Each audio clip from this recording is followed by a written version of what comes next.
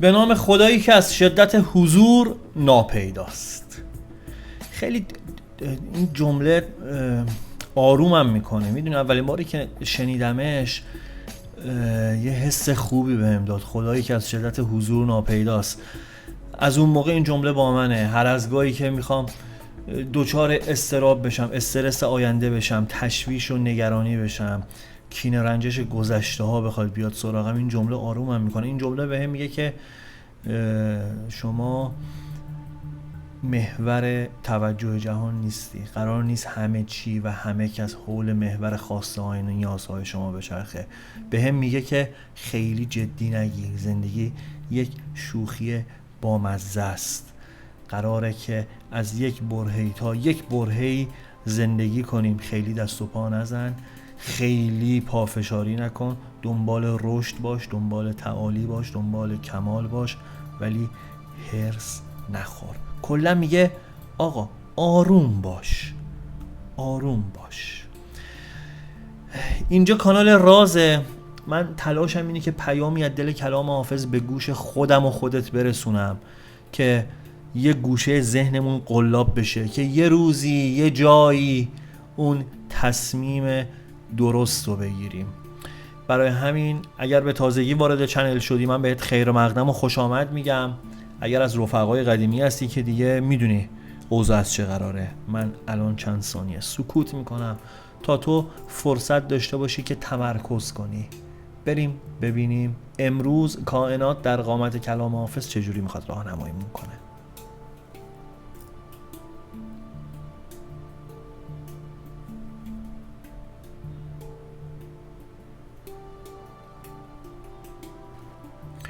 بگذار تا ز شاره میخانه بگذریم، که از بحر جرعه‌ای همه محتاج این دریم. روز نخست چون دم رندی زدیم و عشق، شرطان بود که جز ره آن شیوه نسپریم. جایی که تخت و مسند جم می رود به باد، گر غم خوریم خوش نبود به که می خوریم. تا بو که دست در کمر او توان زدن، در خون دل نشسته چو یاقوت احمریم.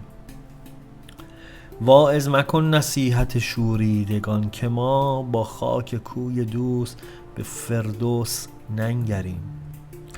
چون صوفیان به حالت و رقصند مقتدا، ما نیز هم به شعبده دستی برآوریم. از جرعه تو خاک زمین در و لعل یافت، بیچاره ما که پیش تو از خاک کمتریم. حافظ چو ره به کنگره کاخ وصل نیست، با خاک آستانه این در به سر بریم. بریم با هم سراغ تعبیر و تفسیر این 8 بیتی از لسان غیب حافظ شیرازی. حافظ توی بیت اول میگه بگذار تا ز شاره میخانه بگذریم، که از بحر جرعه‌ای همه محتاج این دریم. به دلش رجوع میکنه، میدونی، به وجدانش رجوع میکنه.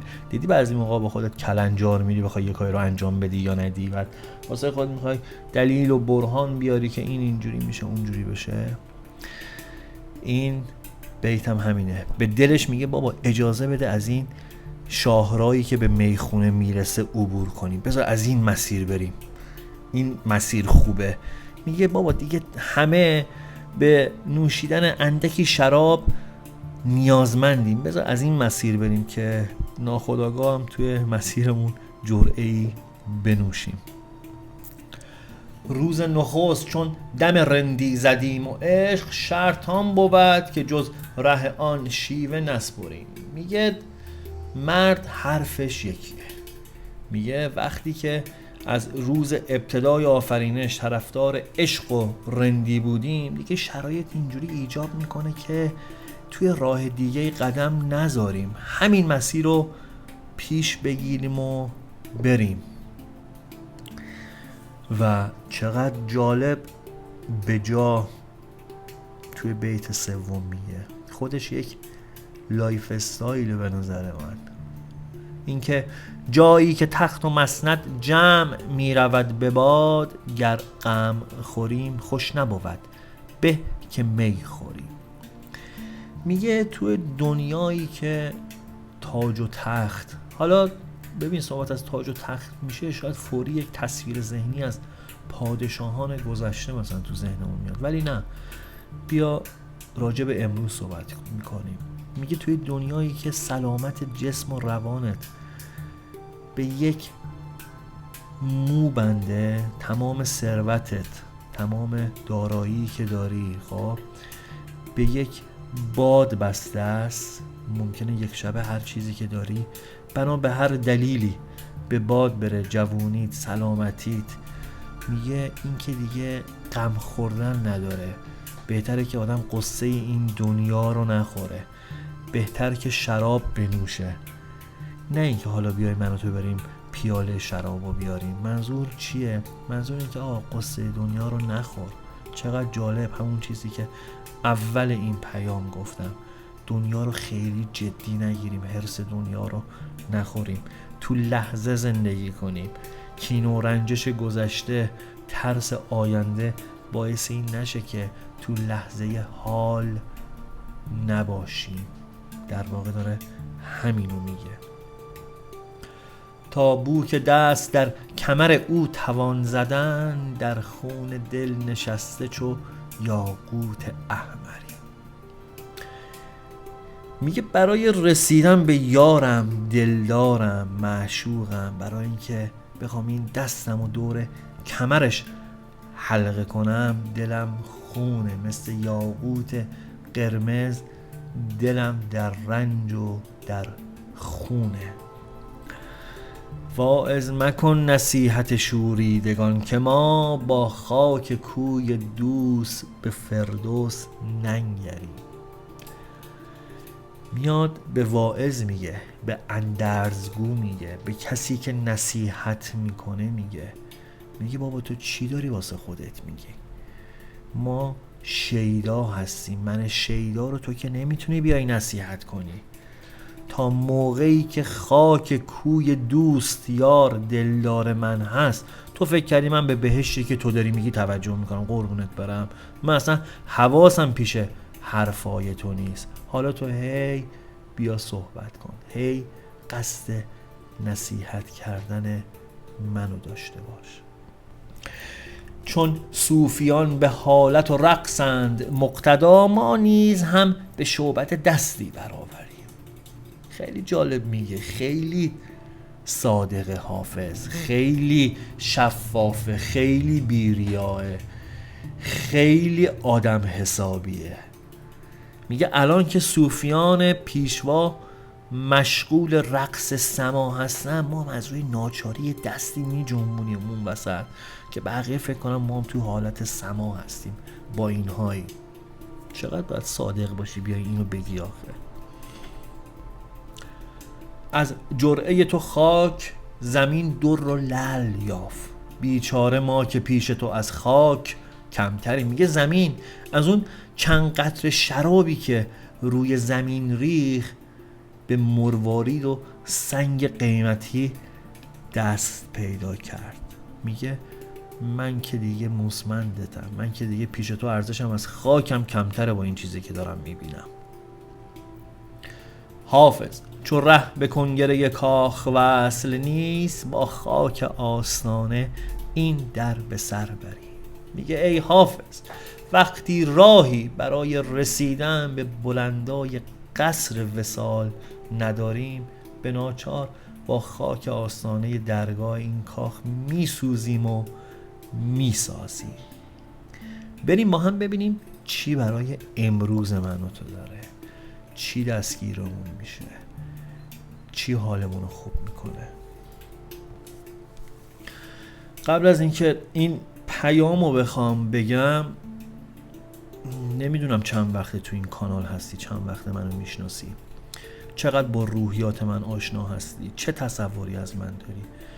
ولی اگر چند صباحی باشه که اینجا همراه باشیم با هم دیگه، هم سفر باشیم، میدونی که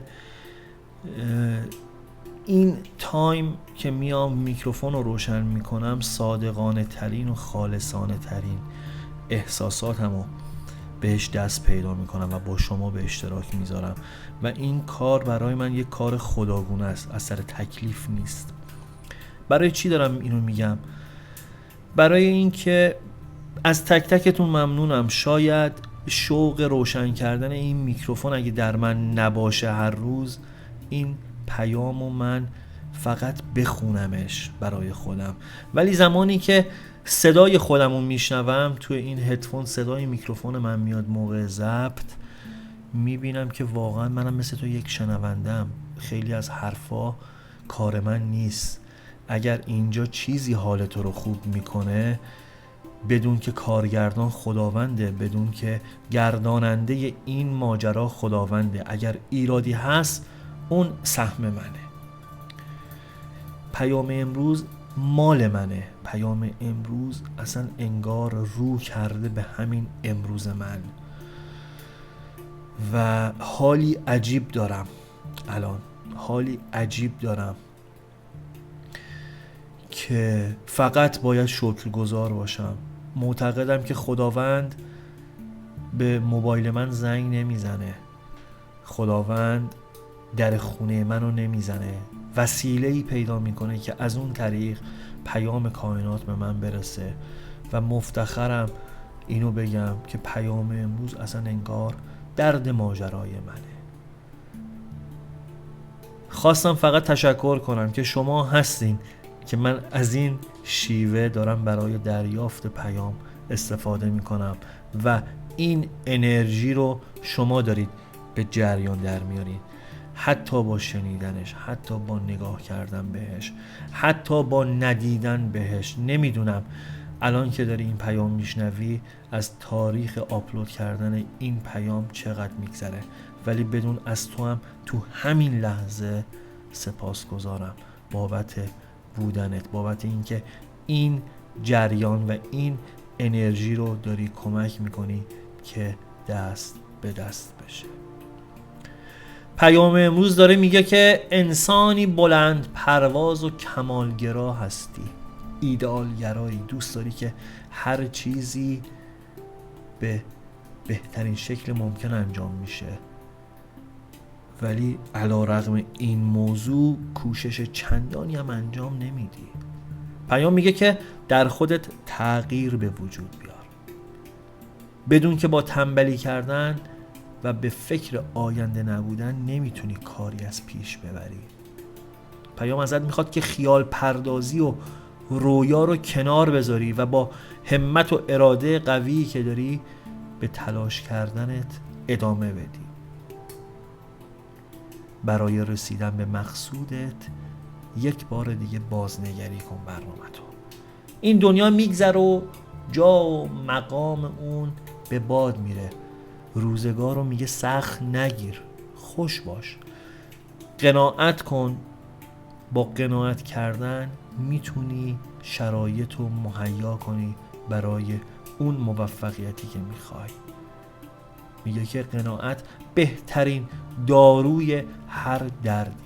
از همین امکاناتی که در اختیارت هست بهترین استفاده رو ببر تا به آرامش برسی. این بود پیام امروز. ممنونم که تا اینجا حوصله کردی با من همراه بودی. دوست دارم این موضوع رو باهات بگم که اگه بخوام الان یک دعا بکنم، این دعا رو دارم که خدا به ما قدرت تفکر دوباره رو بده. با خودت شاید فکر کنی یعنی چی؟ یعنی اینکه به ما شهامت اینو بده که اون الگوهای رفتاری اشتباهی که تو ذهنمون هست، اون ترمز دستی‌های ذهنی که پس ذهنمون اجازه نمیده دوباره بخوایم یک مسیر، یک رشته افکار رو از اول دنبال کنیم، از پس ذهنمون بره کنار. تغییر کردن بیرونی نیست، تغییر کردن درونیه.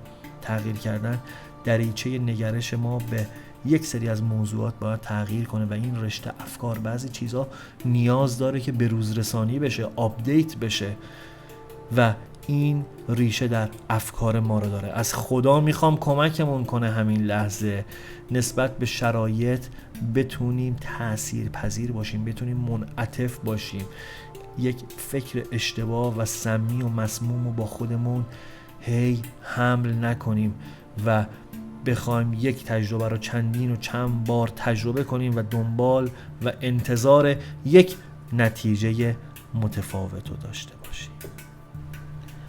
اینو از سپهری بگم و برم. زندگی راز بزرگی است که در ما جاری است. زندگی فاصله اومدن و رفتن ماست. رود دنیا جاری است. زندگی آبتنی کردن در این رود است. زندگی وزن نگاهی است که در خاطره ها میماند. شاید این حسرت بیهوده که بر دل داری شعله گرمی امید تو را خواهد کشت. زندگی درک همین اکنون است. تو نه در دیروزی و نه در فردایی. ظرف امروز پر از بودن توست. شاید این خنده که امروز دریغش کردی آخرین فرصت همراهی با امید است. تو نه در دیروزی و نه در فردایی. ظرف امروز پر از بودن توست. پوینده باشی و پایدار.